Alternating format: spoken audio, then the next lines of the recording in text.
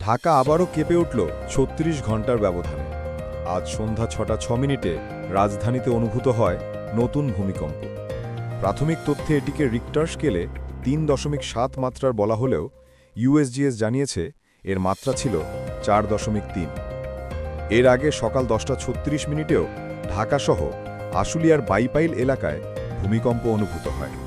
আবহাওয়া অফিস জানায়, নরসমুদ্রে উৎপত্তি হওয়া ওই কম্পনের মাত্রা ছিল ৩.৩।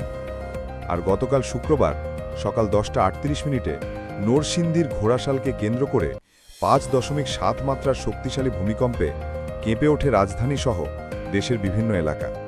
তীব্র ঝাঁকুনিতে এখন পর্যন্ত শিশুসহ ১০ জনের মৃত্যুর খবর পাওয়া গেছে। আহত হয়েছেন ৬ শতাধিক মানুষ। সবচেয়ে বেশি ৫ জন মারা দিয়েছেন নরসিংদীতে, ঢাকায় ৪ জন এবং নারায়ণগঞ্জে ১ জন। ভূমিকম্পের সময় আতঙ্কে অনেকে ভবন থেকে লাফিয়ে পড়ায় আহত হয়েছেন।